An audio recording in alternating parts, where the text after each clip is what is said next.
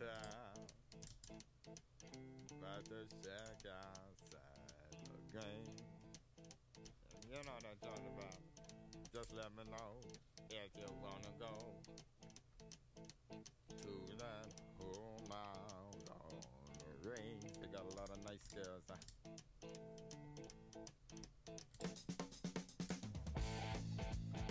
Yeah, I'm racing. Nice girls.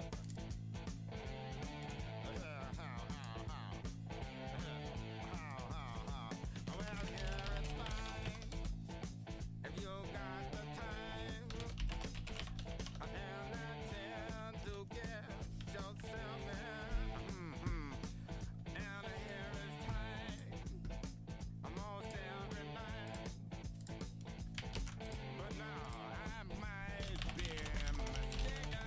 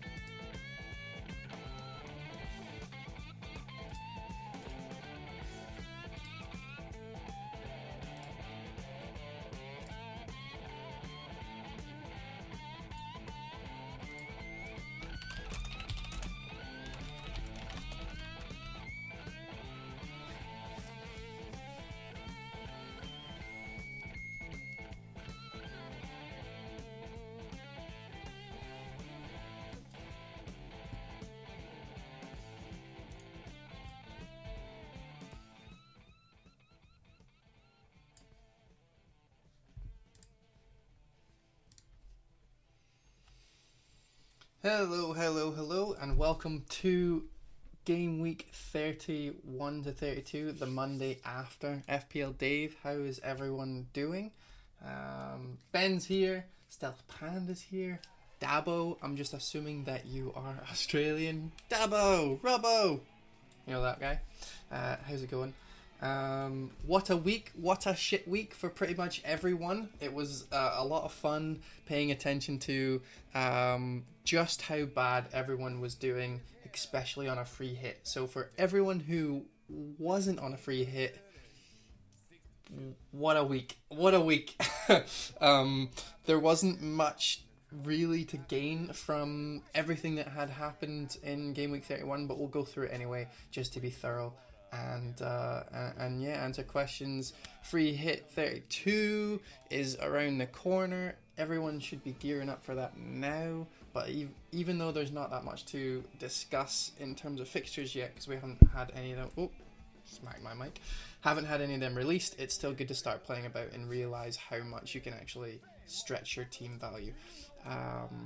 But first, alright Liam, how's it going? But first, let's just have a look at how shit I did in particular. 1.85 millionth in the world that week. Wasn't the best, wasn't the worst, but it was pretty bad. However, I only went down like 500 places, which just shows you just how bad the top 10k did. Now, we don't actually have that, that awesome FPL Live top 10k shows exactly how far you're up or down any given goal as long as you refresh it. It was down all week, so I had no idea how good I was doing.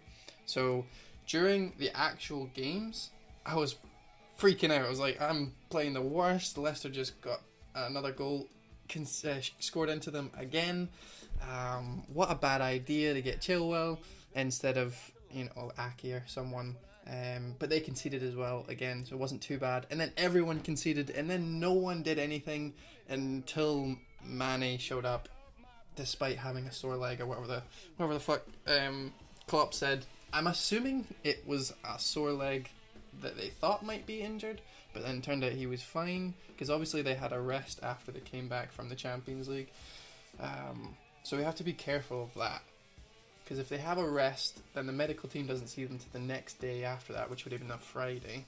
And they only have 1 or 2 days with him. We don't actually know how serious it is, but it made me take the captaincy off him, which is really frustrating, because it would be, an extra 9 points, I think. No, an extra 11 points, which I think would have actually given me a rise, which is crazy how swingy this week was. So, to recap, everyone played shit on my team. Lots of 1s, lots of 2s. The only person who did anything is Mane, and it seems like if you had Mane, you were doing okay, and if you didn't, hopefully you had Rondon or King or someone.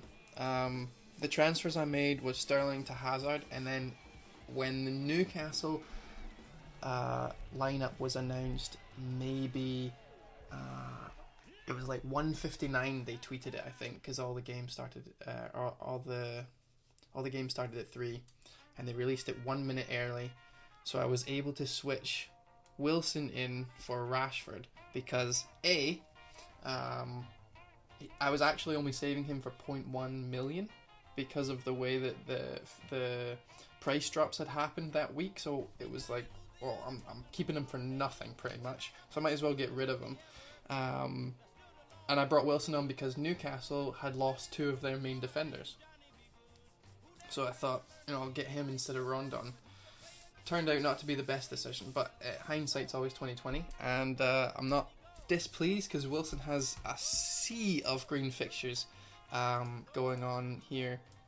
As you guys can see there, he's pretty much got perfect fixtures up until the end. I'm not going to have him for Gameweek 32, I don't think, but apart from that, he'll probably stick around in my team the whole time, unless Jimenez really pisses me off. So hopefully you guys all did just as poorly as me, so I'm not feeling left out. What else happened in Game Week 31 I need to be careful about before moving on? Chelsea sucked. Liverpool nearly bottled it, but then pulled it back with a penalty that Salah didn't take, that everyone was annoyed about, but we all know Milner takes them anyway. So, yeah. Salah not actually doing anything is concerning, only on a kind of superficial level. A lot of people are annoyed because he's so consistent, and it's really annoying when you don't have a consistent captain, especially since he's 13 million, and he'll not be in my team for much longer. But because of these free hits and the chips and how the ownership works, no one is brave enough to get rid of him, at least in the top 10k. So therefore I can't be brave and get rid of him, because I'm not a brave manager. I am a copy the masses, and hope that my differentials around the core guys get lucky, and that's how I've kind of made all my points this year. So why rock the boat? Exactly. So I'll probably be getting rid of Salah, definitely for free hit 32, probably for free hit or wild card 34, unless he can buck his ideas up. 47 points, Captain Manny. You didn't have Salah though, right, Liam? I think if I remember correctly. You didn't have Salah. So easy decision for you.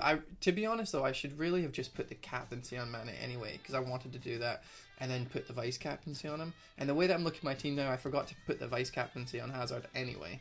So it's kind of a bit annoying. It's like my first actual mistake. But then when I heard it, I'm like, Salah's definitely going to play if Mane's not playing. They're never ever going to rest both of them. So I wasn't too concerned about my vice, but still it was definitely on Mane first, which is a bit annoying. But hopefully all the people who were definitely going to punt on Mane decided, I'll just swap him over to Salah because he's a bit injured and I'm not sure. So hopefully I wasn't the only one. And then when it got to the point where I could see how far my rank had went down, it was like nothing. This is pretty much par for the course. When you have an average game week, 600 down, 100 up, etc, etc. I could actually show you guys how long I was around 4k for. Like, at least 6 game weeks. Hold on, I'll show you. This is crazy. And I know it's kind of like first world problems, like, oh, I'm sitting at 100,000k and I'm trying to break into the top 100 and you're sitting complaining about 4k. But it's progress, right? You get to a point and then you don't progress, it feels bad. It feels like you're not going anywhere. It feels like everything you're doing is wrong. And then you hit a captaincy and then it goes back to normal. And then you hit captaincy and you realize it's just the captain. So in the 10k you don't really move up or down unless you have an amazing week or your captaincy hit goes good.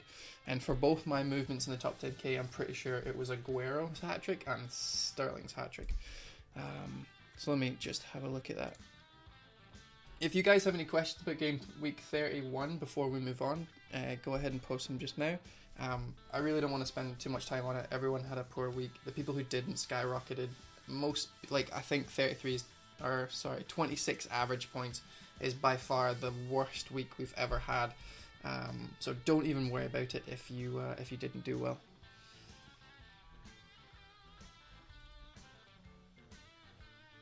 This is taking forever to load. I hope it's not because I had this up.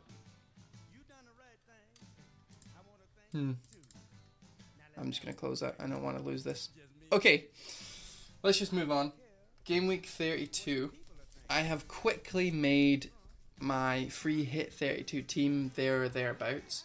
And I'm just going to go over my thinking and exactly what I want out of my team, what I'm trying to achieve with my value in each points, and then just go over a few things that I hope you guys find valuable. For example, number one thing, wrote it down in my little notepad, Tottenham versus Crystal Palace will be in their new stadium. So that might not seem like a big deal to people who either aren't fans, don't actually watch football, are just playing the game for fun. But they have been away from a home for so long. Their adrenaline's going to be up. They're going to be trying to play the best football they can play. All the fans are going to be so hyped. There might be some issues with getting all the fans in and stuff, and teething problems, and my God, they've had so many problems to begin with. But that is something to note. So a lot of managers that I've been listening to, podcasts and stuff, I do tend to listen to most podcasts that I can get my hands on. They've been saying we should probably bring in Kane because he's going to be playing Crystal Palace at home, and that is an easy match. Now, yes, Crystal Palace's defence is not that great. They have really good defenders, but they've been conceding quite often. So Kane is an issue because he's so much money, and it's very hard to maneuver around, especially if you have Aguero and Sterling, who I think are by far the most essential players in your free hit 32, simply because of how high their ceiling is. And if you're free hitting in game week 32, you are trying to get the most points you can. That's the only goal for your free hit. There's no let's just risk versus non-risk, etc, etc. Like in game week 31, it is all out attack in terms of points and getting as high up in the OR as you can. So Sterling and Aguero, not only have the easiest fixtures of all the doubles, but they also have the highest ceiling. So I would say that they are the most essential. So having Aguero, Sterling, and Kane in is like roughly 35 million, which is more than a third of your budget on 3 players. It's a lot, and it's going to be difficult for you to maneuver, especially if you want another player like Rashford or Hazard if his double is announced. So yeah, Kane is an issue. There isn't many other players I can think of on Tottenham that I would want, because they're playing Liverpool as well, right? So we have to remember that they need to pop off. You're not going to get their defenders because they're all rubbish. They're all either risky or they're rubbish. Or they'll play that young guy who got that like 3 hat tricks or whatever. Do you remember back in, I don't remember what game week it was, but he was amazing. They didn't play him anymore. So injury is a bit of an issue back there. So yeah, I would just absolutely not go for anyone who is playing for Tottenham defence. So that leaves their attack. Kane, a bit expensive. Son, dropped off form-wise, hasn't really been flying. So yeah, I haven't really looked into Spurs too much to see what their underlying stats are. We can definitely go and have a look at that next week, because obviously we'll want to know as much information as we can, and there's no point in looking at it this week because we don't even know what the teams are going to be playing against, and the fixtures haven't been released yet. So let's not get too bogged down, but for right now, I don't think that Kane is worth bringing in just because his new stadium, because he still needs to play well. He tends to do alright, but 1 game out of 2, when you could potentially put in Aguero and Rashford or Lukaku instead up front and still have Jimenez, because most people will still have him from the bench. Yeah, I don't think he's worth bringing in. I just noticed looking at this, look how tired my eyes look. Oh my god. Oh wow. I have to sleep better on Mondays. It's weird when you stream, you don't look at yourself this much until you do it, and then you're looking, you're like, oh my god. Anyway. I gotta stop staring at my own eyes. It's freaking me out. Okay, who's next? Yeah, so let's just jump in straight into, I've already mentioned that. Walker Peters, that's his name. Thank you. I was gonna have to wait till the stream is over and go and find out who that was and see if he's ever gonna play again. He was great that game. He looked amazing. Walker Peters for Arsenal. Not Arsenal, Tottenham. Oh my god, I'm so sorry, Tottenham fans. Yeah, so City is the team just like Liverpool was in Gameweek 31. We all know how good City can be. We all know how high they can score in any game week. And they're confirmed playing, I don't know if it's in their actual fixture list, confirmed playing Cardiff in Game Week 33. I'm pretty sure they've confirmed. And I've got Ben's... Oh, okay, so likely. They haven't confirmed yet. It's Man United that's confirmed. So Man City right here, if you guys can see that, are playing Fulham and potentially Cardiff at home. If that's confirmed, that's a triple up, just like Liverpool was, and no-brainer. But who should we bring in? I've already said that Aguero, I think, is probably on everyone's mind. Keeps scoring, keeps doing well. Came off of the bench to score in the FA Cup. Just looks in amazing form. Can't stop him from scoring. We had him, probably most of us had him, at least when he was in the what was that, Cardiff confirmed by Pep today. There you go. And is that confirmed in Game Week 32 or 35? It'll probably be in the post, in a Reddit post somewhere. But regardless, Aguero is too good in form not to have. So it's Aguero and 2 others. Now, right now I've got Ederson in goals, but it's simply just because I don't know who's going to be playing in their defence. I'll need to double check.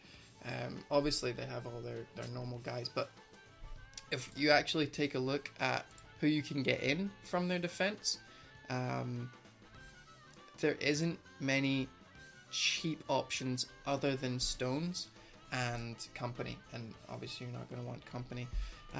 But listen to this, okay? So flagged in the actual FPL website, Stones 75% chance, Otamendi 75% chance, Mendy 75% chance, been flagged forever, Company and Delph all flagged.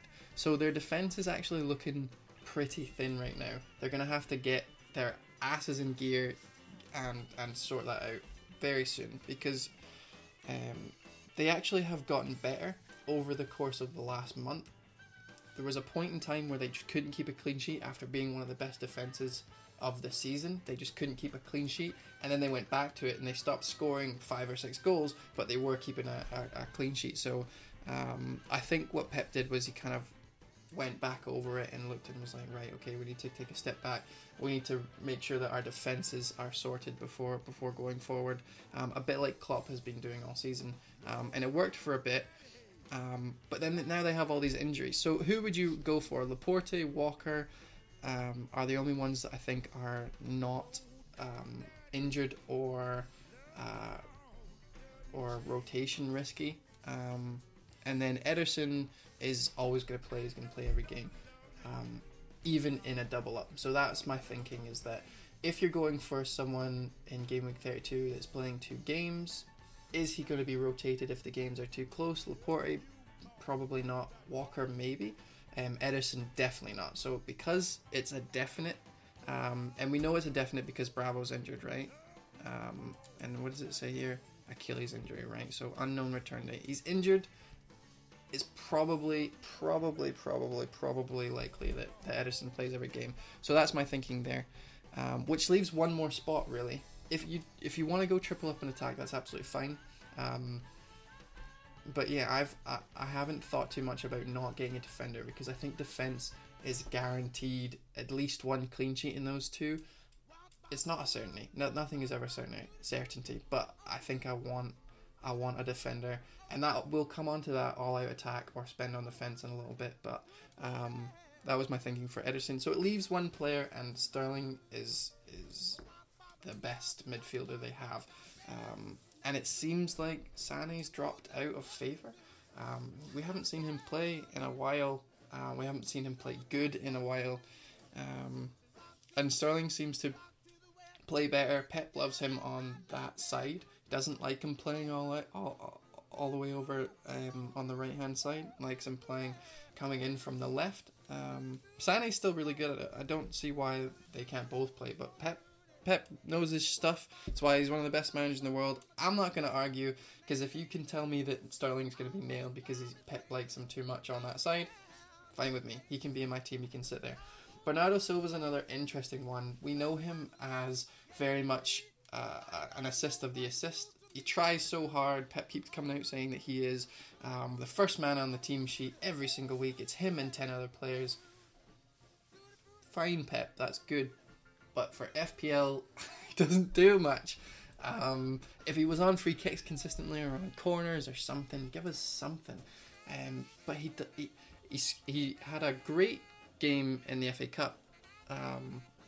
He always seems to be having a great game, no matter who he's playing against and no matter what's happening in the actual game. It could be 5-0 down, which will probably never happen, but they could be 5-0 down, he'll still be playing well. He's still good to look at. So it's hard to then translate how good he looks into fantasy points, because it's hard to think about, right? Like, this guy's so good, he puts in so many good passes, puts in so many good crosses, but he doesn't consistently return, and he hasn't consistently returned all year. So let's have a quick peek at when the last time he returned. Can you guys see that? Yeah. So 2, 3, 4, 3, 3, 2, 1, 1, 3, 4, 7. Gameweek 21. Gameweek 28. Actually, he got an assist against West Ham.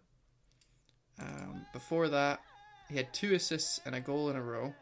19, 20, 21, and I reckon so many people brought him in there to be disappointed for the next. Let's see how many. 1, 2, 3, 4, 5, 6, 7 game weeks. He's not someone that I'm looking into. I can see why people would like him, but yeah, he's just not consistent enough. Although he looks good, and it was kind of like what Zaha was doing. he fell off. He scored a few goals in the first 5 game weeks. He looked amazing, but then that didn't translate, and everyone got rid of him. And then he looked amazing, and his stats went up. So myself and loads of other people noticed this in the stats. We're like, Zaha's popping off, Crystal Palace are doing well. I actually got some flashback for saying that this guy who I can't pronounce, Milivojevic, I can't pronounce it. There's so many names that I can't pronounce. But I got a lot of stick saying that him and Zaha are probably going to pop off a little bit, and then they did, which is great. I didn't bring him in because I was going to be free hitting 32, but a few other people asked me about it, and they brought him in, and it was good. Also, Batshuayi, he's playing incredible. I don't know if you guys watched the FA Cup with Crystal Palace, but they were good. They looked good. So anyway, Sterling is here to stay, it seems. Aguero is not going anywhere. He's too good, too in form. And I want a defender, so I'm going to pick... I'm going to scroll up now. I'm going to pick Ederson. If I was to pick a third player and it wasn't a defender, who would I pick? Great question. Sané's not going to be in there. He's too rotation risky, as we've seen from their last double. RIP to everyone who used their chips. What I just said about Bernardo Silva hasn't changed, even if he is my second choice midfielder, or if he was to be. I don't think I'd bring in David Silva either, because he's a similar issue with rotation, especially if they're going to be playing loads of games in a short space of time. We already know that that's the kind of the case. Peps came out and said he can't really play that many games. So who does that leave in midfield? Not many people. I think the 3 that I've got are the least riskiest, and that's really lucky that you can have 2 great City players that are really not that risky, that score so much. So counting my lucky stars, I'm going to leave them in and move on from City until we get more information. If they decide not to play, that's going to be an amazing conversation if they don't actually get confirmed to play in game week 32. Let me have a look at some questions you guys have thrown out. Shaw. Potential missing 2 games. Shaw is on 9 yellow cards. Yes, that is something that I brought up, or I'm going to bring up. It's on my little thing here. Should we do Crystal Palace? I just done them there. Crystal Palace have 2 amazing attacking potential players, right? So Bats and Zaha. Now they're both pretty much the same cost. Let me just triple check that. So they cost 6.9 and 6.5. I would say go for Bats because Zaha's got a wee boo-boo on his knee or something. Let's see, hamstring, there you go. So it's just less risky. Now, as you can tell, every single time I look at these guys, I think I'm going to be less risky. But it's still a differential, right? So we can minimize risk and still pick a differential. And in this case, Bats is probably... It looks good anyway. He's probably just as good as Zaha. And he's less injured, so go for him. And he's cheaper. So it's a no-brainer there. I would probably get him in if it's not confirmed that... I think, let me just double check these guys. So Wolves are definitely playing Burnley and Man United. You could say that Jimenez will be rested along with the rest of them, because we've seen that in the past where Wolves have actually rested all of their players. So that's awesome. But it means that we are probably not going to get the best out of them in the actual Premier League, because they're too busy winning loads of games, very important games, road to the FA Cup final. And if they beat Man City in the FA Cup final, because I'm assuming they're going to get there, that means they beat Liverpool and Man United and Man City. So I hope Wolves do really well. It's just a shame for fantasy points. So I'm not 100% sure if I really want to go Jimenez. If I wasn't going to go Jimenez, Crystal Palace are playing Huddersfield at home, and then Tottenham away, and I think Tottenham will concede in that match, and I wouldn't be surprised. So we could totally swap out with confidence Jimenez and go for bats instead. Works just as well. So let me see who's next. Ward Pros. I've just noticed there that Southampton's potentially not going to be playing in game week 32. Ward Pros has done amazing over the last couple of games, right? He's just quietly 9, 8, and 10, right? He's scored in 3 games. Bonus out of his arse. He's doing well. And it's crazy because his actual games would be really good, right? Brighton and Watford. You can't ask for better fixtures for a double just to stick on a punt for 5.1 million. I think that's a really good shout. It's similar to Schlupp. Let's go and have a look at him. Schlupp is great because he's a defender. He's 4.5. You might as well throw him in. I'm actually probably going to do that. I didn't realise how cheap he was. Townsend is a good player, but he's kind of like what I was saying with Bernardo Silva. He can pop off at any time, but he's just really inconsistent. The difference, obviously, with him and Bernardo Silva is the price. But for 5.8 million, you can get probably just the same kind of player, maybe a bit more consistent if we look into it, which I'll do in a bit later in the stream. I don't really like him. A lot of managers brought him in.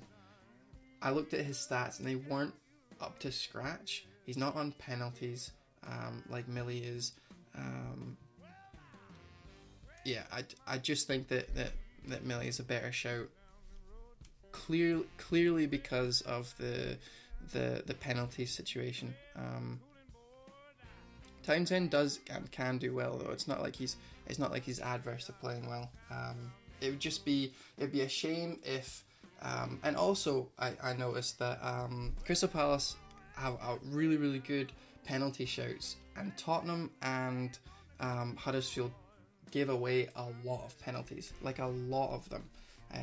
So I think I want a penalty taker in Crystal Palace. Although if you need the money and you want to downgrade to Townsend, go ahead. That's absolutely fine. It's not the worst thing in the world. Like I said before, their defense is not that great. It's okay, but the fact that you can get Schlupp for 4.5 million, who is mostly playing out of position, and he has the potential to get that clean sheet point as well as attacking point, it's pretty good. The only thing is that I had him at the very start. I had that first goal and that 11 points there I had him for, and then immediately got rid of him because I recognized that he was no longer going to be in a having good decent fixtures, and B, he got moved and there was potential that he was being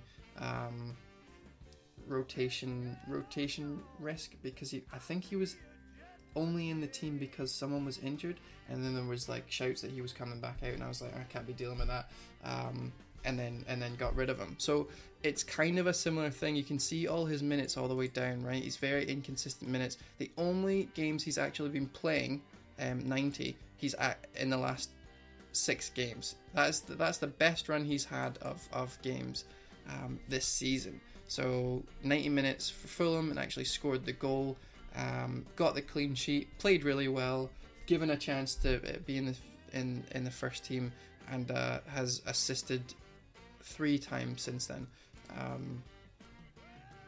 And I don't actually think that there's anyone injured that he's taking over for. I think he's just actually been given a chance at first team.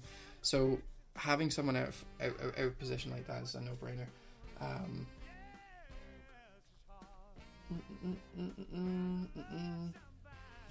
Okay, any thoughts on Kane? He will try to get that golden boot. Liverpool Palace might not be great, but still, are you considering any Spurs players as differentials? I actually went over Spurs a little bit. Kane, I'm not looking into so much. I just think that he's a lot of money, and there's loads of players that you'll want to have So punting on someone to maybe do well in their first game at home is a bit too risky for me. I probably won't be going for Kane. And I don't think that his ownership dictates that I have to even think about that. Let's just quickly check how much he's owned. 14% ownership in Harry Kane, and I reckon a lot of that is dead teams anyway. So I probably aren't going to be looking at Spurs. Like I said, their defense is not that great, and Kane's too expensive a punt for me. Aguero all the way. So let's move on. Like I said, Word Pros is a really good shout. Really like him. He's really cheap, but he's probably not going to be playing in game week 32 both games, because if it is moved there, I'm pretty sure they have 3 games in 6 days. The timing of it, the 3 games in 6 days is mental. I don't think anyone would play those 2 or 2 or 3 games in that, especially if they're going to be one of those games is going to be an important game for them. So Ward Pros, I like him. Hopefully he is given the time in both games, but he's probably just going to be first on my bench, and I'm going to hope for the best. So that's why he's sitting in there. Obviously I can move him out. I have 5.9 million here to spend on my last place, and it's probably just going to be a random person. So I have loads of money to upgrade him, but I thought I'd just put him in there just in case people are thinking about him. He's outperforming his XG by a lot. Yeah, he's playing really, really well. I have a problem with putting all of my eggs in that XG XA basket. I've been looking at stats all season. I've been following the stats. I've been using the stats to my advantage. But I've also noticed that, for example, let's bring it up. Lacazette, I brought him in for Aguero after Aguero's first hat-trick. Aguero went on to score a hat-trick, which was really annoying. But the fact that Aubameyang didn't play, I was really happy with that. A lot of people said that, yes, Aubameyang is a bit injured. We're not 100% sure if he's going to be playing. But Lacazette is outperforming his X whatever. Lacazette's outperforming his XG. And he won't be playing that well. He went on to score 3 goals in 3 games for me. Then I got rid of him, and he scored again. So now if you look at his stats, he's not outperforming anymore. That's just his form. It's went a lot closer. So yes, a player can outperform, but if they consistently keep doing that, then it's not a scary thing to bring them in, because they could just be in the form of their life. Vardy, good example, when they won the league, like, he was outperforming even after scoring 10 goals a game. He was still outperforming because the stats just couldn't handle how many goals he was scoring. So yeah, I don't think it's an issue too much. I wouldn't look into it, only if it's a up versus another person and they're very, very, very, very, very even. Then maybe go into that stats, but I wouldn't go nuts looking at that. So yeah, what else have we got here? Tick. Let me go back. Shaw is on 9 yellow cards. Yes. So Shaw being on 9 yellow cards is an issue. What I was hoping for was that he would get his yellow cards before getting in here, but that's why he's there, because I wanted to bring it up. The best that you can hope for is he doesn't get any yellows. He is still probably the highest of up the pitch of all their defenders, so he's one that you'd want to get, and he's also the cheapest, which is really annoying, right? So if someone is only 5.1 million and he plays for Man United and they're outperforming their expectations, you really want to have him for a double, but it's annoying that he's not in there. So who else would we pick? Because he is too risky. If he's got 9 yellows, you can't get him, just in case he doesn't get a yellow the first game, because he gets a lot of yellows. That's his thing. So let's have a quick look to see who else we'd want. So Lindelof is also 5.1 million. He has been playing better. Obviously he was injured for a bit, and then he came back, and he's kind of just steadily dripping points every game. Not much attacking potential. He's literally only scored 1 goal and 1 assist. The heat map will probably say that he's just for corners and that's it. So you're really only looking at defensive returns for Lindelof. But I probably wouldn't be getting Young or anyone like that because, to be honest, I think, is it Dalot? I don't know how to pronounce his name. D-A-L-O-T, the wee guy that like is amazing in every football manager I've ever played. This guy here, he is extremely good, and I would not be surprised if he kicked Young out of his spot. I know that Dalot was playing in the wings, but I'm pretty sure injury's not that big of an issue for Martial anymore, so I wouldn't expect him to play, and he's too much of a punt, but I wouldn't be surprised if he kicked Young out of his spot. That's the thing. So it's kind of like that Emerson Alonso thing. I wouldn't get in Alonso or Emerson because I wouldn't be surprised if Alonso got his ass kicked out of the starting side. He's been shit, and that was very apparent in Everton versus Chelsea on the weekend. But I don't like Lindelof. I don't like him. I don't like the way he plays. I don't think that he's a great choice. But we're kind of forced into a corner, so let's keep him in there, okay? Orich is there simply because he's a playing cheap defender. Or goalkeeper, sorry. I don't think Edison is going to get injured. I'm not going to pick anyone that I think will be rotated, like, you know, a potentially Burnley keeper or something like that. I can't even think of one that would be an issue. So yeah, let's just add a really, really cheap defender from, I don't even know who's playing twice. Let's just get him. Let's just put him in.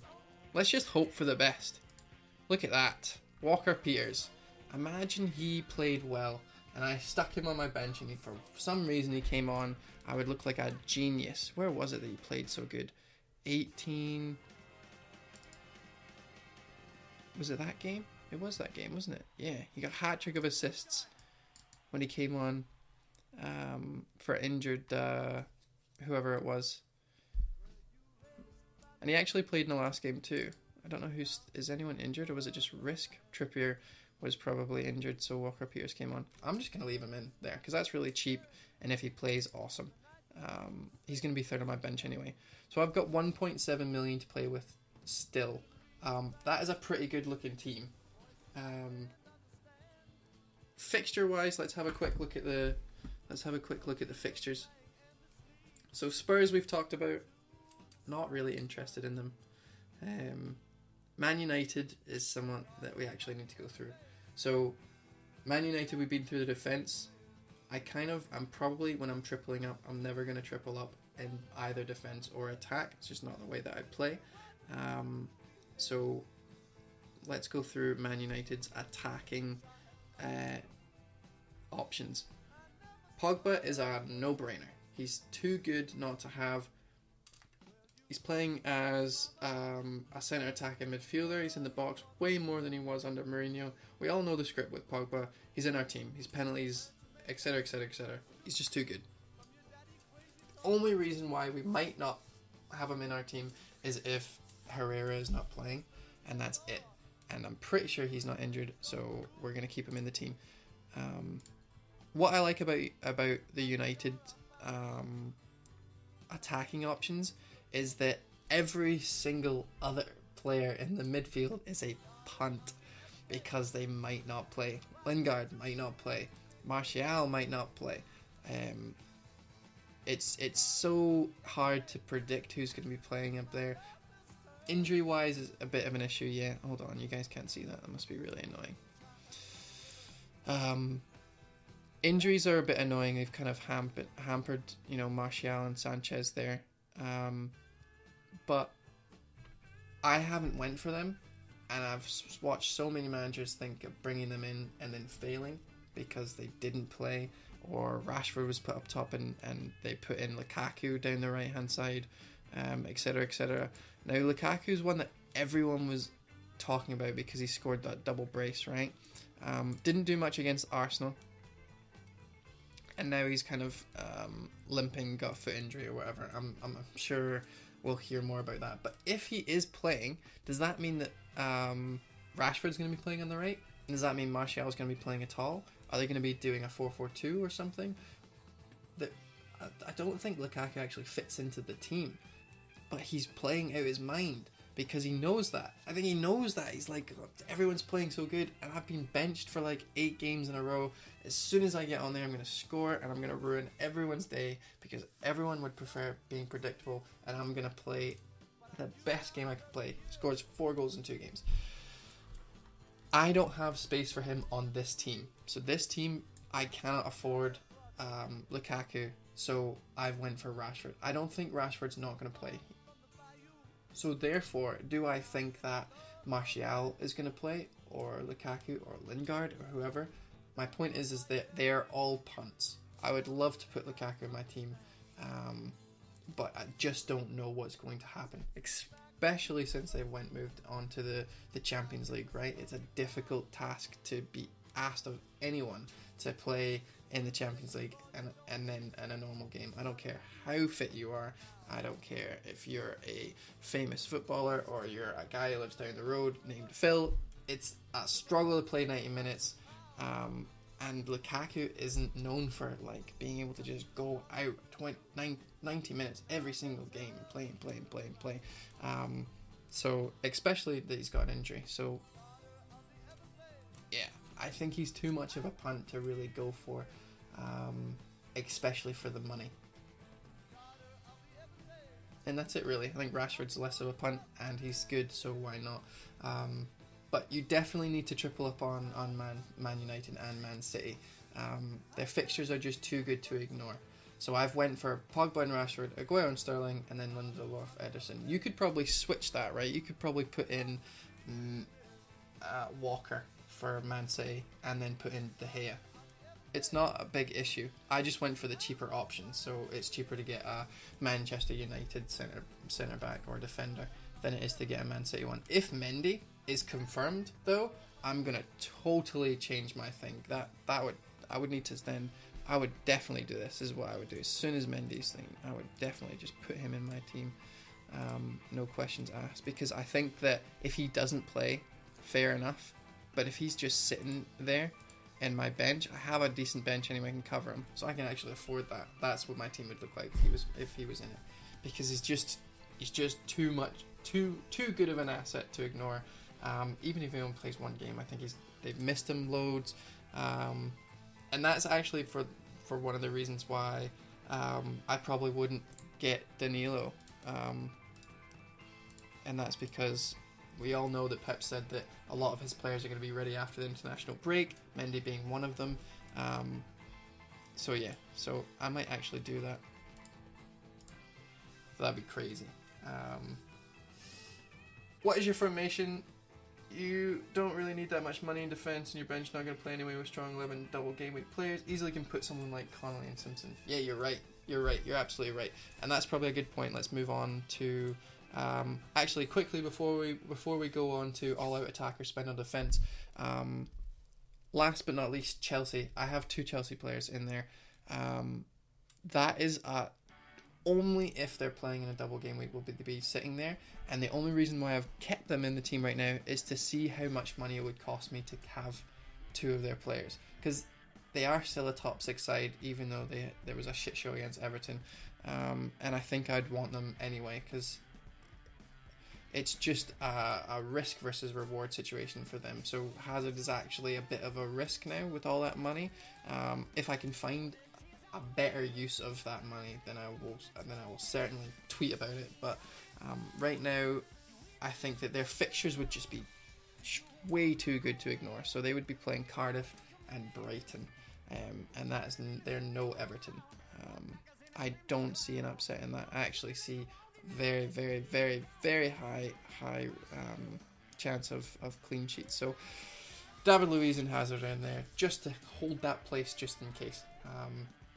So yeah, let's move on to formation. I'm going to be playing 3 strikers. I don't know if that means I'm going to be playing a 3-5-2, or sorry, a 3-4-3 or a 4-3-3. It really depends on where all my money is put right now. I actually don't have a lot of money in defense right now. I have 2 premiums, and then I have 2 cheap players and a medium price player, right? And I've kept Doherty for this specific reason, so I don't think I wouldn't be playing him. But then again, like we talked about, Doherty is part of that Wolves tired, so we rest for the FA Cup brigade, which is a bit of an issue. But I am going to want him for the rest of the season, so it's not, and I'm on my free hit, so it's not like I can't just get rid of him. But I think I'd rather have him in and than not. But then again, if he plays one game and not the other, I'm only getting one game, I might as well have Schlupp in. So that's something we need to keep in mind. I'll need to actually look at the fixtures to see. Let's hold on. Let's have a look. I'm actually going to turn the music to something else. Give me 2 seconds. What I'm going to do is I'm going to go and check on my trusty app and find out the Wolves setup. So we have, let's see, Wolves are playing Burnley on the 30th of March. They're playing Gameweek 33 is obviously a blank, but they'll be playing the FA Cup instead, so around that, right? The 6th of April, Watford versus Wolves, which means that if Wolves were to play their double, it would be like the 2nd of April, the 3rd of April, something around that time. If they do it before then fine, fair enough, right? But if their game is really, really close to the FA Cup, I would expect Doherty to be rested just like last time, and that is an issue. So, I don't know. What do you guys think? Are we taking Doherty out of the team? Rumours of manager change according to Sky. Yeah. Everyone doing free hit 32 will have Sterling and Aguero, but between Ederson, Laporte, Bernardo Silva, who's the best option? I really, really, really, really, really think that Ederson is the most nailed on, won't be moved for either game week, will be stayed in between those sticks, definitely. Laporte, who knows, man? John Stones could come in and take him out, and they could rest him for one of the games. He should be playing all the time, but I think Laporte is more expensive than Ederson. So for 0.3 million, you've not got much attacking returns, and we all know Ederson can assist and just smash up to Aguero. So yeah, I think Ederson's a bit of a no-brainer. This team right here, is if Mendy's announced that he's playing. That's it.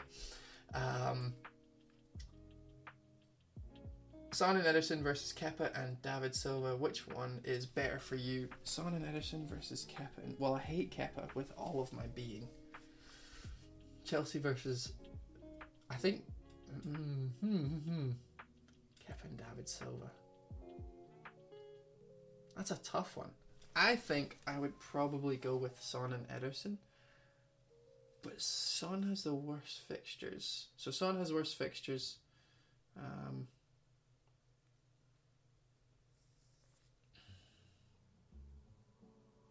Ben says that Wolves lineups usually leak, so wait for that. Yeah, I think Doherty is too much of a risk now that I'm thinking about it. Now I'm thinking it through. I'm glad you guys are here. Usually I'll just think of something and I'll go away, and if I don't tweet it, I'll forget about it. So yeah, I don't know who else to pick though. Let's just stick. I don't know. Let's just do this. I mean, it's a free hit, right? So I could just put Schlupp in and play. I don't like the way that they're done though.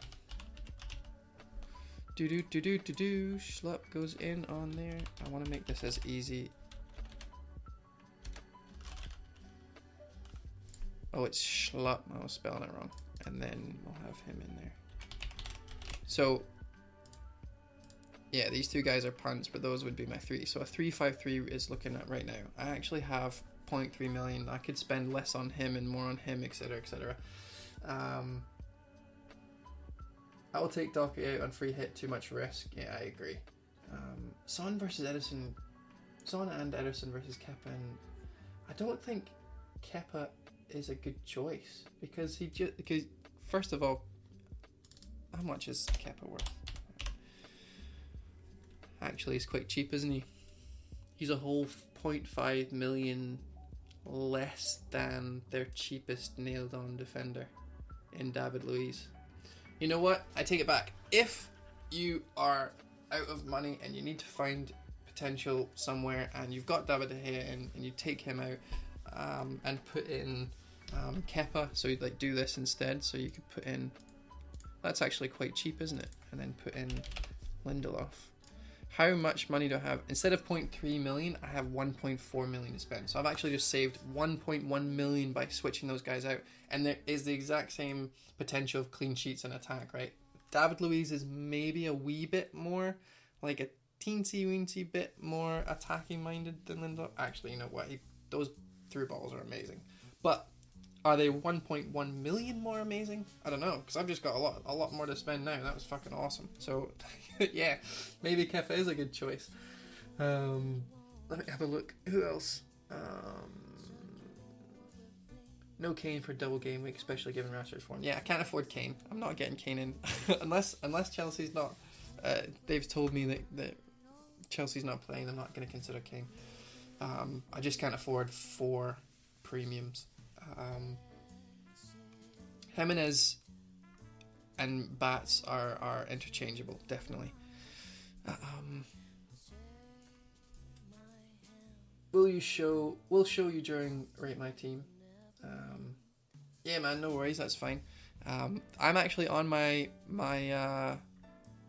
see if I was to make these. Whoa. Oh, it logged me out. Oh. Okay, well we're getting close to the end of the stream anyway. So leave. I can't believe that just logged me out. I'll need to actually watch this back so I can see how my team was and then reset it. But I'm on my how do I see free hits active there? It says it there. So I'm on my free hit right now, and the reason I did it was because I wanted to bring in Sterling before he rose and get Salah out before he dropped, because I'm assuming he's going to get rage dropped by a lot of people.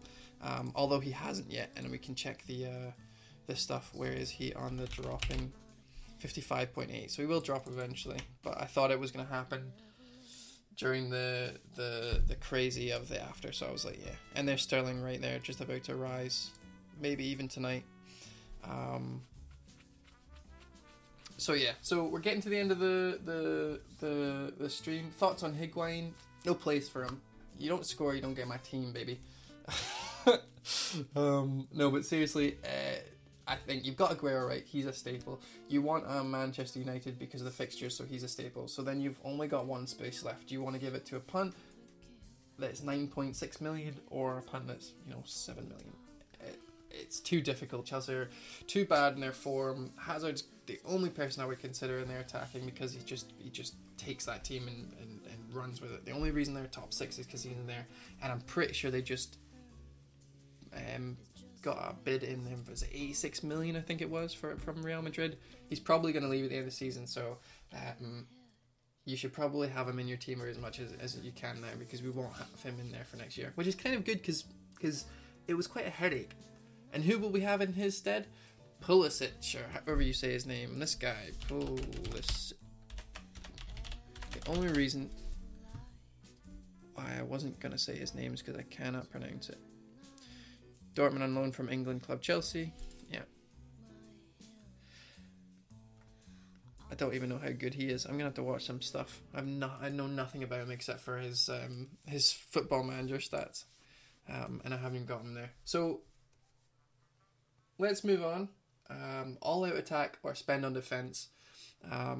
Like I said, if you want to use your free hit this week, and you're decided that maybe I should go a bit risk averse because of how bad last week was or whatever, that's not the point in your free hit. Your point is to get as much points as you want as you can, despite anything. So we're just looking at these fixtures, we're just looking at the form of the players that we want in. We're not going to worry about the overall ownership or anything like that. We're just going to be looking at the raw player and pretending that none of the other players that we're against, none of the other managers exist.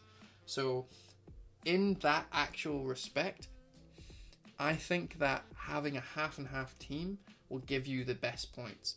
If I have Sterling captained, say, and he scores 2 goals in one game and nothing, that's fine. That means he gets a blank, which is 3 points, and a 2 goals, let's say he gets 2 bonus points or 3 bonus points even. So that's a blank and maybe 14, so he gets 17, right? That's awesome. If you have a Man City player in that gets 2 clean sheets and they don't score anything, so say it's 0-0 and 0-0, you're looking at bonus points for that player. And he's got 12 on his own, and he's half as much as Sterling costs, right? So you can get a full team of players that are going to be doing well and returning for you for a lot cheaper, and it means that you can actually load up on midfield anyway. So an all-out attack can happen with premium players. Like I had De Gea in there, right? That's an expensive goalkeeper, and I had David Luiz and someone else.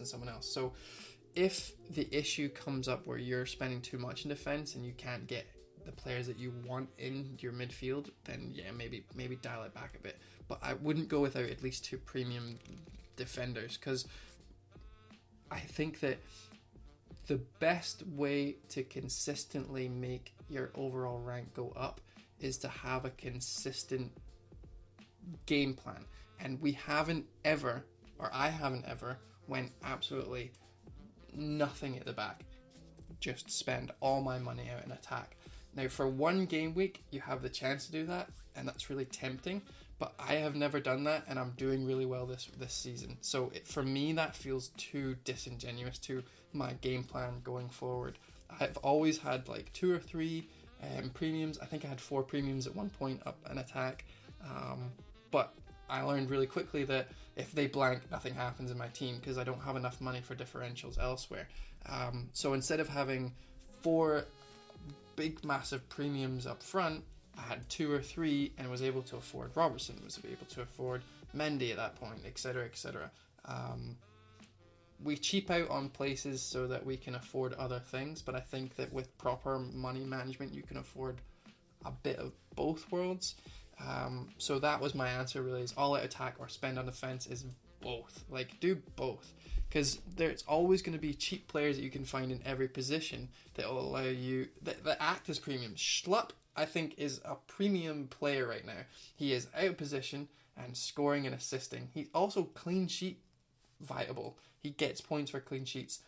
That's huge. That's what you want. It's like Rice when he got that 15-point haul and everyone brought him in. It's because that's so valuable, is having a defender playing out of position. See if that Manchester United guy comes back, and the one that I can't pronounce, Dallo. I have him in every football manager. I always get him.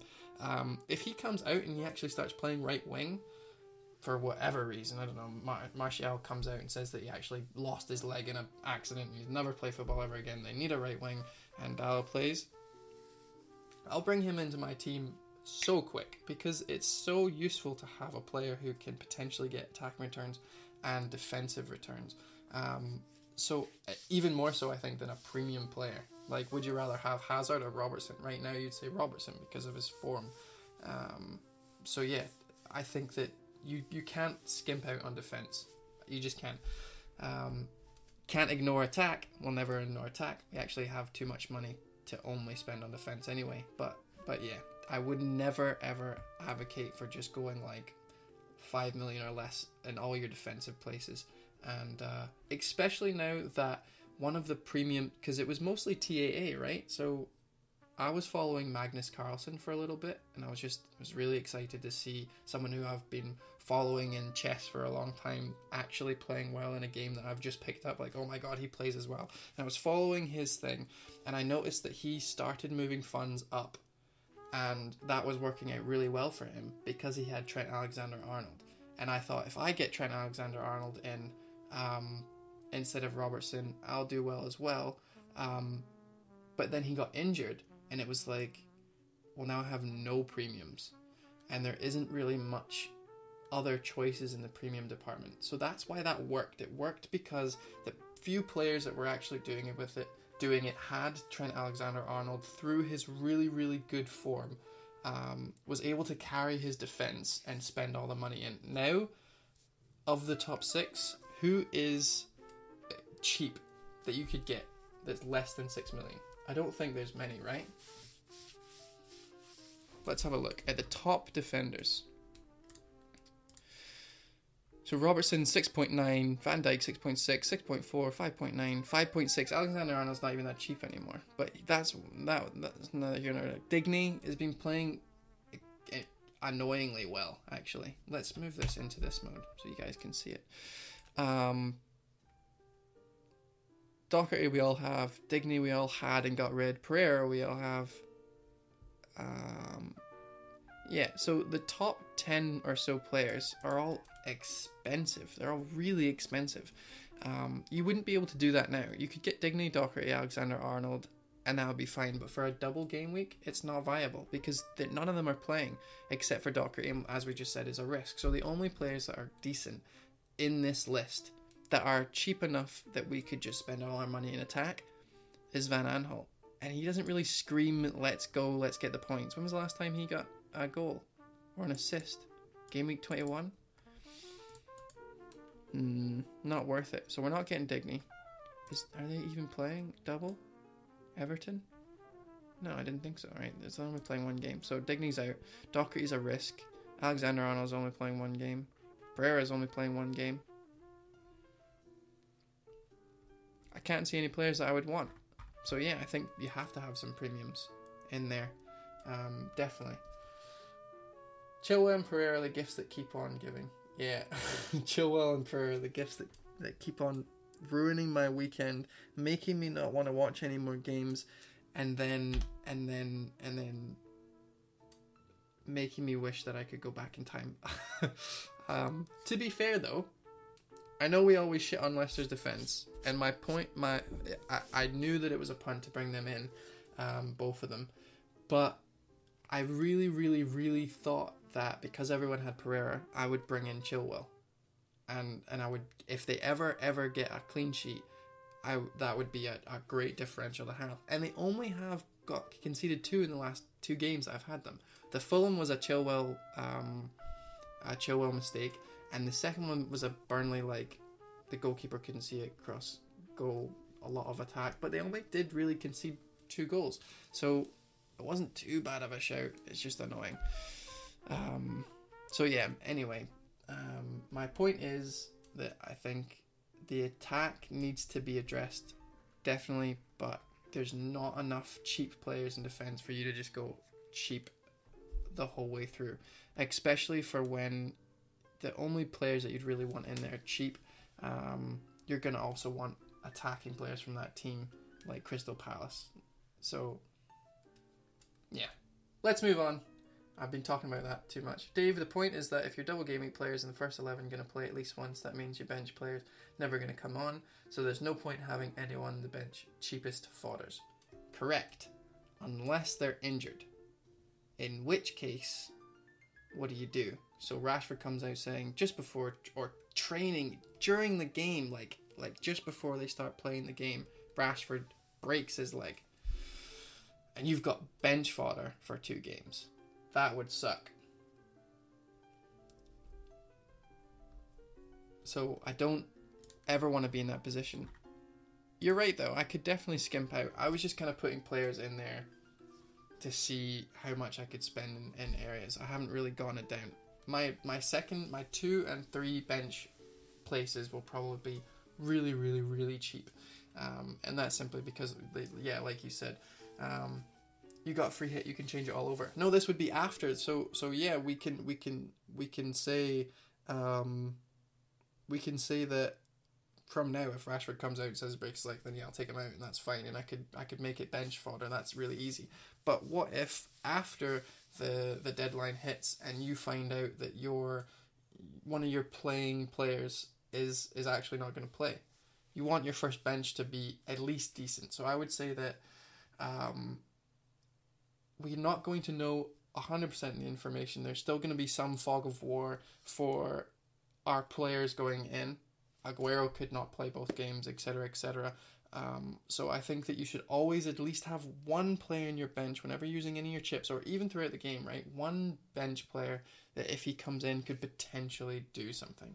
Brooks was a great one leading up to it. Delafeu was mine for a little bit, I think.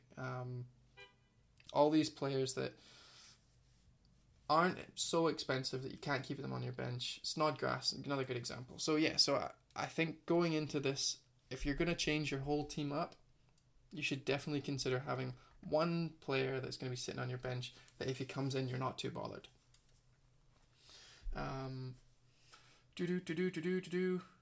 Does anyone know if I transfer someone out on my free hit, do I lose my value on them? So right now I have free hit Sterling, he's 11.5. If he goes up to 11.6 tonight, and then I take him out, because I got him at 11.4, right? No, I didn't. 11.5. Okay, that doesn't work then. If he goes up by 0.2 and I get 11.6 on him and then take him out and bring him back in, I'll need to play 11.7 just like normal. 2 non-playing defenders is too risky for me too. Yeah, no, I definitely agree. Right, so I've talked a lot. I've talked for an hour and a quarter. If you have a team that you want me to rate just now, if you've already started tinkering, send it to me on Twitter. I've already got a few in. I'm going to be bringing up right now. You guys know the drill. I'm going to go through them. So I already got one sent to me by Nicholas. So let's look at this one right now. And I've figured out that I can open it in a new tab, and you guys can't really see people's names just in case they don't want to. So can we see that okay? I'm going to big this up. All right. Oh, I should link my Twitter into the thing so that you guys know, if you haven't got me on Twitter, that you can see. So yeah, go to Twitter if you want me to rate your team. Right, this is Nicholas's team. And let's remember everything what we said. So right off the bat, we've noticed that he's got Robertson in there for a single game week against Tottenham.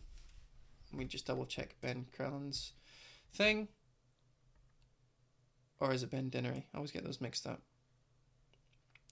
Yeah, Liverpool are playing Tottenham. They conceded against Fulham. I don't want Robertson for one game week when I have a free hit opportunity to get him out. I just don't think that any Liverpool players are worth having unless you're not free hitting. But again, Tottenham's a top 6 side, and I play the fixtures. Fixtures over form for me every time. So yeah, unless it's mental like Doherty. But there's special cases for all of them. But by and large, I've been playing the fixtures this whole time, so I'm not going to stop. And Liverpool versus Spurs is a difficult fixture, so I'm gonna say that I'm not gonna have any Liverpool players, and I'm not gonna condone or tell anyone to get any Liverpool players or keep them. If I see them in your free hit team, I'm gonna tell you to take them out. So there's Robertson. That's one. Shaw, like we said, yellow card is a bit of an issue. Maybe think about taking him out. Pogba and Rashford though, great. Aguero and Sterling, great. Ederson in goals, I had him in goals as well. It's cheaper to do Ederson and Shaw than like Mendy and De Gea. But if you're looking for a Chelsea defender, if they do get their double game week in game week 32, then it is actually cheaper to go Kepa than any of the other premium goalkeepers. So let's keep that in mind. Schlupp, we've already said how much we love him. I like that. Simpson, I think in there is just bench fodder, and Connolly's bench fodder. So it's exactly what you were saying. You're looking at just this guy. Nicholas is looking at just throwing bench fodder, which is fine. So let's just say he's definitely playing a 3-4-3 here.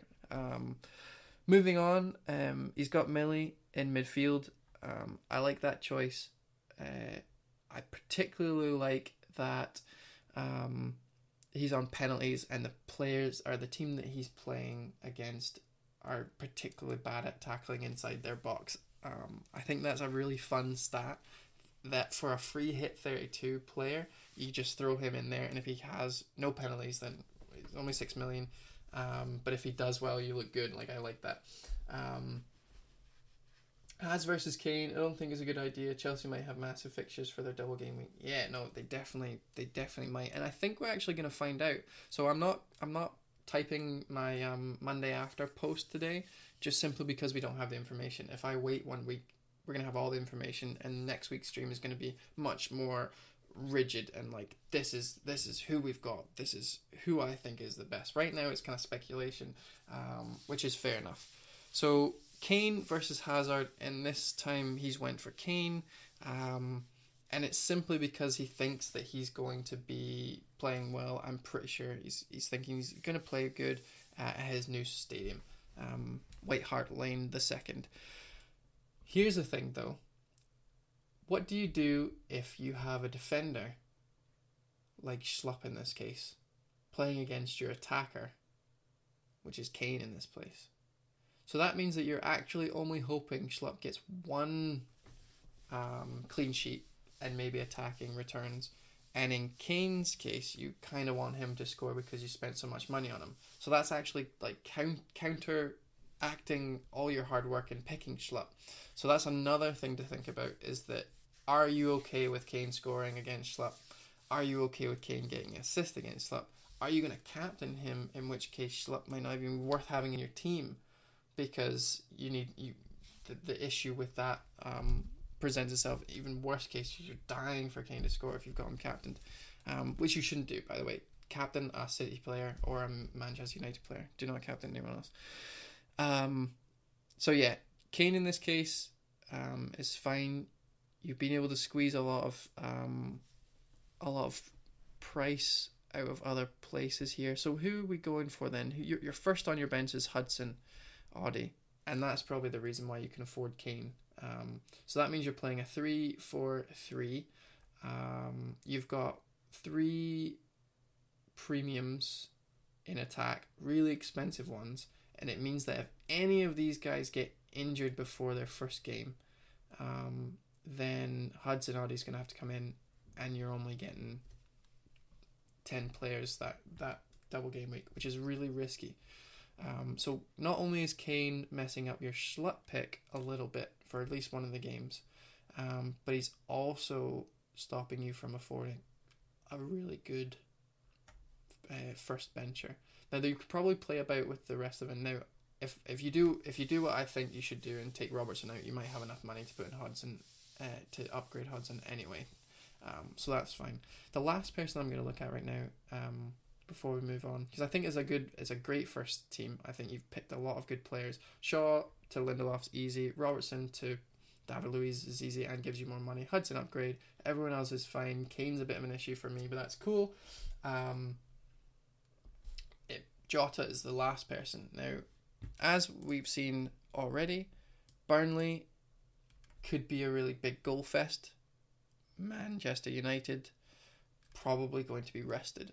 So the fact that Nunes rested his players before the FA Cup, and the fact they've gotten so big and they're already safe, would suggest to me that he's going to do it again. And we don't know when. We don't know for definite. I don't think we do. When the Wolves game will be, we just know it will be. So I think that Jota only works if you have like 3 or 4 days between that and the free the FA Cup, and he's 6.1 million. You could probably get someone better.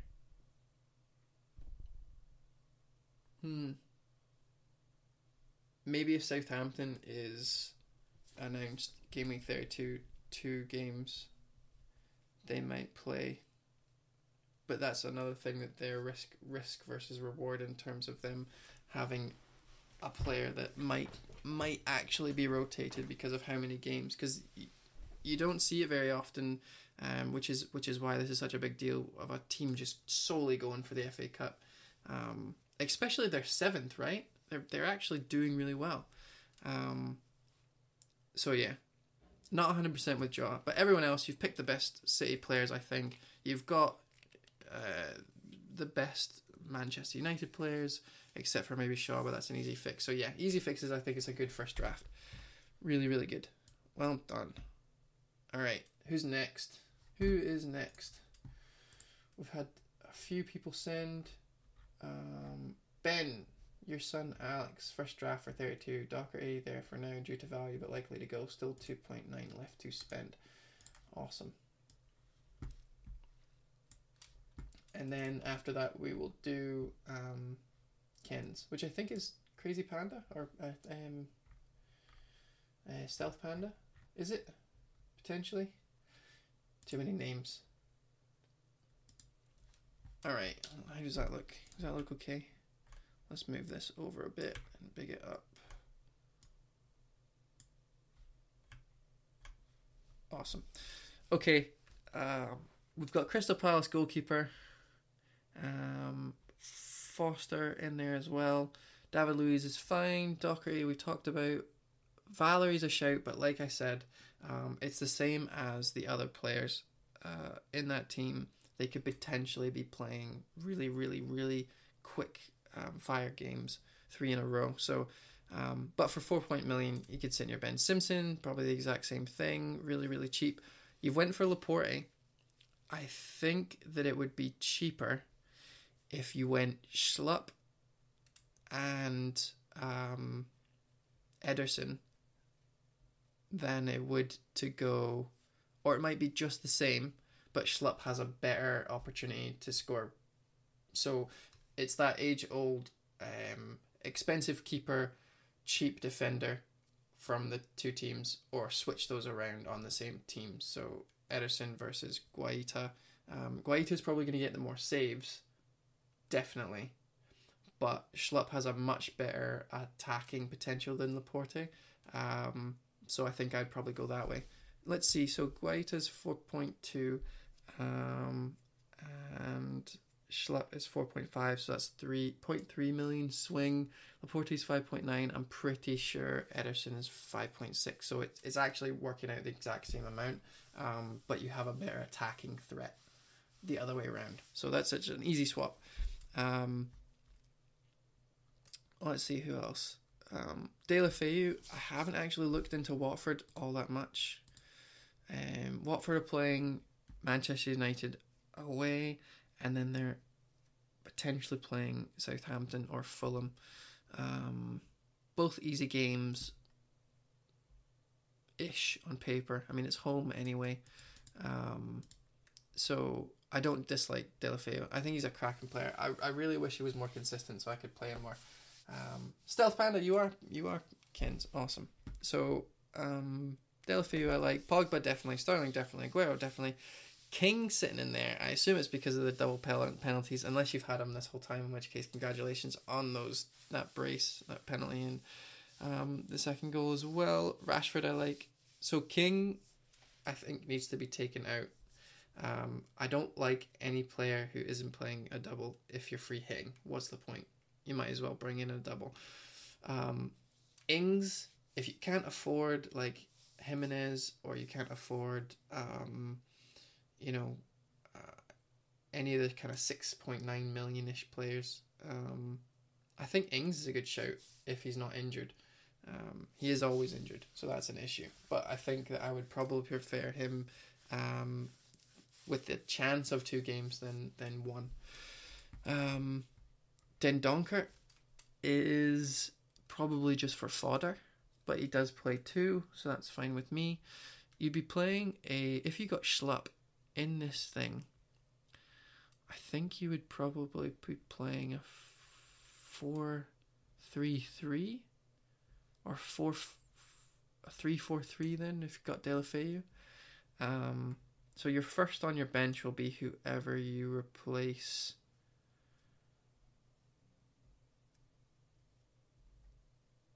Dockery with, or Dendonker. Wait, the music stopped. Why did I pause the music?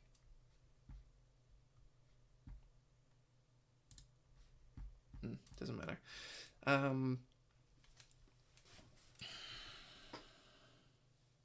Yeah, I think your team's good. I think it's fine.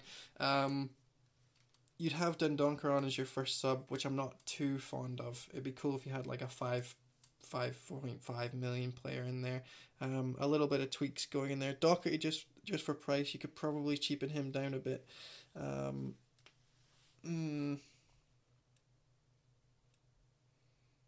Oh, you know what you could do if you leave Laporte in? Now that I'm thinking about it, you could do the same thing. You could put David Luiz for Schlupp, and you could put Guaita for Kepa. In that case, you'd actually be saving money, right? Because it'd be 0.3 that way, and David Luiz is 0.4, so you'd actually be saving 0.1 million, I think. And then take out Foster, and put Guaita in anyway, and you could save another 0.4 million in there. So I think that's actually a good idea. I would mess around there. There's some things that you can do with the keepers in Laporte and David Luiz, and try and get the more premium guys in. Get Schlupp in there at some point, and maybe even take Foster out and have Guaita sitting in there anyway, because you're not going to have 3 Crystal Palace players unless you can afford Bats. But then you'll have to kind of work it out there. 2.9 million left here. I think my son wasn't sure how to put in for King. Wasn't sure how to spend it. Okay, I see. So quite a lot of money left over. Oh yeah, shit, it says it on the screen. I'm an idiot. I think Bats is a great shout, or Zaha, whoever's playing. And that means actually you could leave Guaita in, and get Schlupp anyway and just play Foster. Although I think I really don't like Guaita. I think that's the thing that I'm thinking. I think Schlupp's just better, and I would rather have a keeper who's got potential for clean sheet. And I don't think any of the Crystal Palace games are definitely clean sheet like you would think with Laporte or David Luiz. So I think I would get rid of Guaita. If you're going to have Schlupp and Bats, you could maybe keep him as your second keeper. If you only need 2 spaces, that might still work. And actually, excuse me, if you're going to get rid of Foster and have Guaita and instead get like Ederson or David De Gea is actually a great choice to put in there. So Bats is 6.5 million, so that's 0.1. David De Gea is 5.5 or something, so you're losing a bit of money there, but you've got 2.9 to spend anyway. I would actually then upgrade Dendoncker for someone 5.1, Ward Pros or whoever, and that means that you'd actually be able to spend more money on your third or your first bench, just in case it comes up that Aguero's broken his knee or something, but we didn't find out until after the thing, and then you've got at least someone who might potentially do something for you instead of just bench fodder like Simpson or Valerie. So yeah, I think that's probably what I would do, just looking at that team really quickly. But good first draft again. There's a lot of players still only playing 1 game in there. Simpson, King. Actually, I say a lot. There's only 2. But I think it's fine. It's all right. Let's move on to the next team. Thanks very much for sending that in, by the way, Ben. Or Ben's little son. Alex, is it? Alex? Thanks, Alex. Right, I think this is going to be the last one, unless I've had any other ones. Which I don't think I have.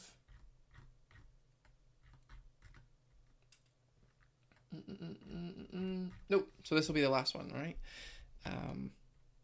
Because we all have better things to do than listen to me talk for an hour and a half. Oh my goodness. How's that for the stream? You guys see that okay? Cool. Alright. So, Ederson, love. Lindelof, love. Azpilicueta is a good shout, actually. I like him. He's expensive, though, but if you can work, you can work. Schlupp's there, that's great. Son, issue-ish. I mean, he's still good. Bats there, Aguero, Rashford, perfect. Sterling I like a lot. Pogba there, Hazard, iffy. Depending on if he's announced well or not, or announced that he's having a double or not.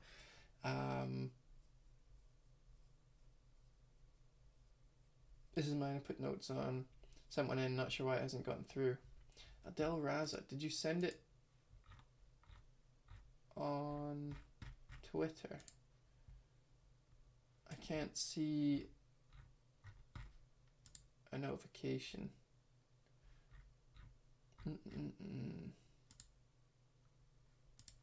Try again, or link your team, or send in the link on YouTube, and I'll find it. Okay, so with this team, I'm the one who asked Son and Ederson versus Kepa and David Silva. The rest of my players fine at the moment. It's just the battle I need help on, and of course things can change. Awesome. So Ederson and Son you've got right now. You could change to Kepa and David Silva.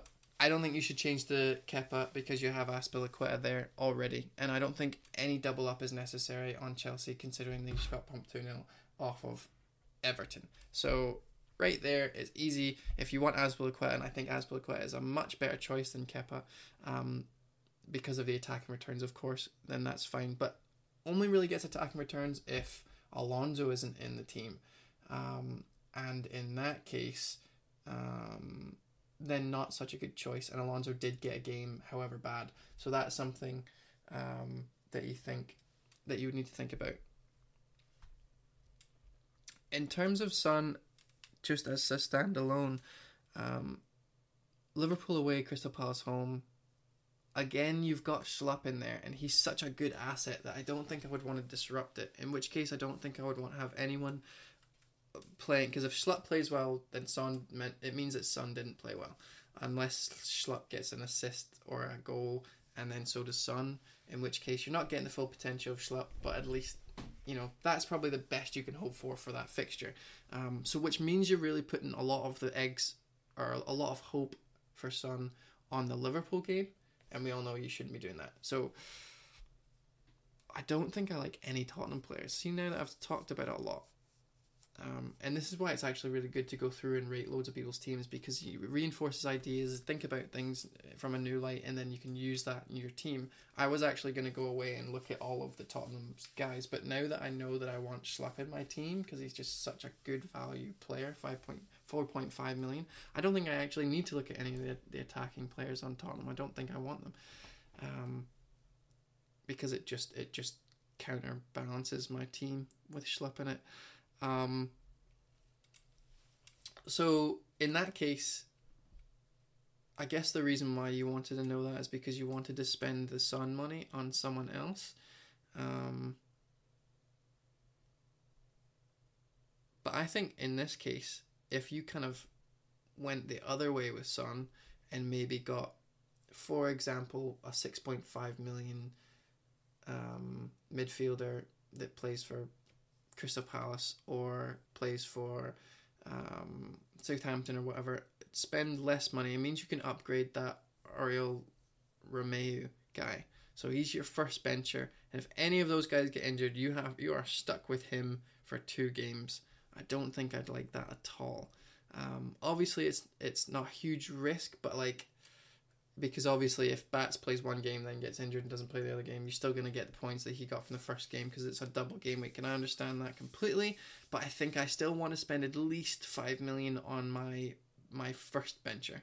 I think a lot of players are going to be going 3-4-3 because you want to maximize all this great potential in your attack and midfield, and we'd rather spend more money up there than elsewhere. So I completely get the 3-4-3, which means your first player is probably going to be a midfielder or a defender, in which case spend a bit of money on them. Just do it. Just treat yourself. Just take Son out, put someone in that's like about 6 million, and then spend the rest on one of your bench players, either your defender or not.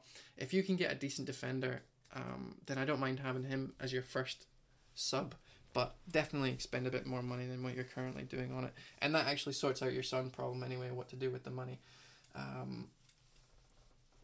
Schlupp could CS and score versus Huddersfield, and then 2 points Spurs is fine. Absolutely. I think that's totally best case scenario. Is that he blanks against Tottenham if you've got a Tottenham player in, and does the business in Huddersfield. But then that's putting a lot of pressure on the 1 game week, and you're pretty much playing it like a single game week. Like, he's playing Huddersfield, the Tottenham game doesn't matter. And then the other way around, you're playing it Son as, the Liverpool game doesn't matter. I'm just playing Crystal Palace. That's the only one that I'm kind of hoping for, which actually puts a bit of a, it's almost like you're not using your full 11 to the best double game week potential, because the ceilings are lower. So with Sterling, ceilings really high. With Son, not so much. And then he's playing Liverpool down again, and then you have him versus a defender you have in your team down a little bit more. And then for Schlupp, it's the same thing. Like Huddersfield, you're hoping for the best, then Tottenham doesn't matter, and you're really only utilizing one of those games, or you're hoping for the best outcome for both. And Schlupp scores in both games, and so does Son. But that's in a perfect world. We have to be realistic about it. So, I mean, I'm probably knocking against a dead horse right now. I don't really like Tottenham players, and it might even be controversial. I don't actually know what, because it's very, very early doors, and not a lot of people are talking about it right now. I'm sure it's going to come up. Kane's probably going to be the one that people are talking about the most. He is too expensive for me anyway right away. I don't dislike it. I hope he scores. Against Liverpool though, not Crystal Palace. I would never want him not to do well, because I really like him as an asset, and going forward after this I might want him in, and therefore you always kind of want players that you're looking at to score and do well, so that means you can bring them in, but then again you don't want them to be good for anyone else but you. So but yeah, so I don't, in conclusion, I think if you spent the money elsewhere in Son, it means you could upgrade your first thing, and then that is pretty much a perfect team if Chelsea are confirmed double game week 32. I'm actually going to keep a picture of this, because that's very close to the team that I want. I might trade out Ederson for Mendy, and or Ederson for David De Gea and Lindelof for Mendy, or something like that. But that's minor tweaks, and then the Son I'll get rid of. And I'd get Millie, and who else did I have? Whoever I had else in my team, Word Pros or someone. But then again, that needs to be after the announcements to make those specific decisions. Sent a reply to the Monday after tea a deal. Let me just check that.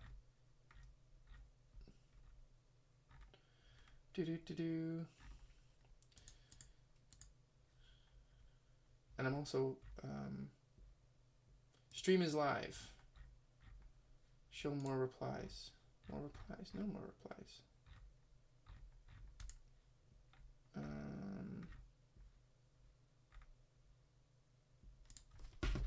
Maybe I got it on my phone.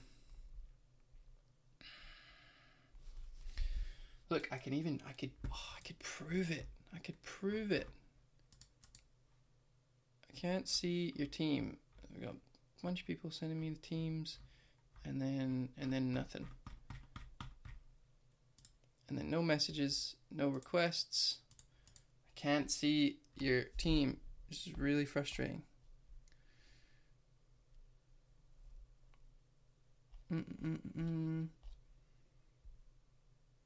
Didn't I retweet saying something like, oh yeah, and I'll be doing, as always, I'll be doing rate my teams. Did you send it on that? No. I cannot see your team, buddy. What to do though? Send it to me on Twitter again if you can.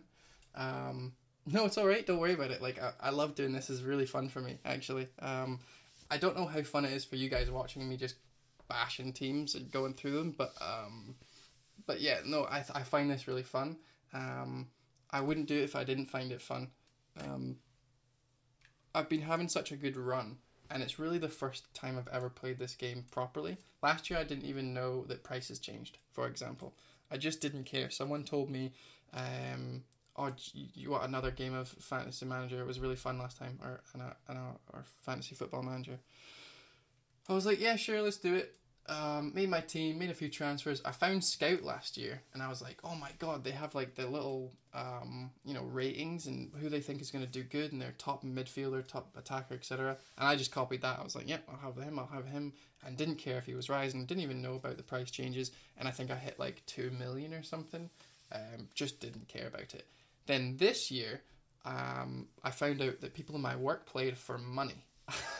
And they were like, yeah, we put in a £5 a month, and if you win the month you get a £2 of everyone's £5, and then the £3 goes towards a pot for the full thing. So it's 10 people, it means you get 20 quid a month, and if you win the whole thing you get 300 quid. And as soon as they were like, you can get paid for that, I was like, right, okay, let's actually work on this. Let's do it properly. And then I found Reddit, and I found the community, and I found everyone. I found amazing people that are doing the exact same thing. And then I actually realized that I was kind of good at it, and I was good at recognizing who was going to be playing, who's going to be doing well. I brought Dockery in just at the right time, things like that, and it just kind of built my confidence up in my team. I was able to do well and then give advice because of my game week rank and start the streaming and everything. So I definitely wouldn't do this if it wasn't fun, so don't you worry about it. Just send me your team on Twitter, and I promise you I will tweet you back if you can do it. I don't know if have I blocked you? I don't think I've ever blocked any in my life. I don't know why it's not working. Does it not work as a reply to your stream tweet? Snip tooled the team as a picture. I don't know. I haven't got a tweet. I don't know what to tell you. If you go to Imgur though, if you could do this. You could go to here and then upload images on Imgur and then just drag it in here. Once you drag it in there, it'll give you the link to it, and then send that to me, because Imgur usually works. And you can send that to me on Reddit, or you can send that to me on YouTube or whatever. Let's get that way.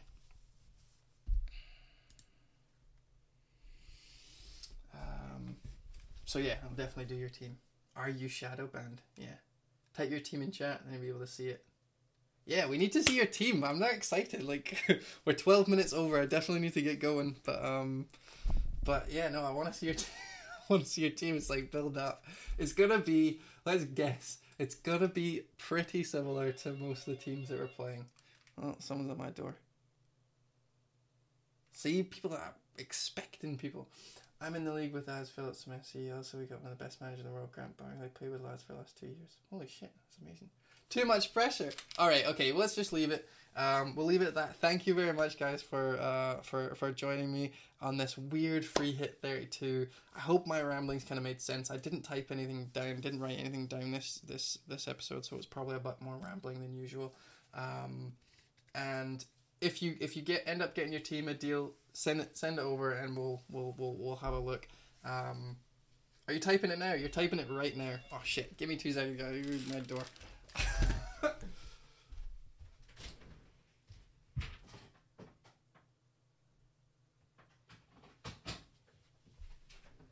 See, you're just about to end your stream, and then someone hits your door, and you lose your funk. He's typing his team in now. He's typing it in now. He's actually doing it. Right, okay. So Kepa, Guaita, Lindelof, Luis, Schlupp, like all those guys. Kepa and Guaita's fine. More pros, everything that we said about Southampton. So remember that obviously they might be playing too many games and we might not want to do that. Hazard, great. Sterling, great. Pogba, Bernardo Silva. So you don't actually have a defender in for them. And you're going 3. That's cool. And Aguero, Rashford, Batshuayi. Bernardo Silva is someone who I'm not very fond of. He's too inconsistent. But if you don't have a defender, you might as well go for 3 of their attackers. And I would probably say Bernardo Silva is the most nailed, so naturally that makes sense. So yes, I think if you're definitely not wanting any City defenders, just go for their strikers, and that's absolutely fine. Wow, my camera, that's really... See, on mine, it looks really crisp, and see when I'm watching on YouTube, it looks really shit. But anyway, yeah, so definitely, I like your team.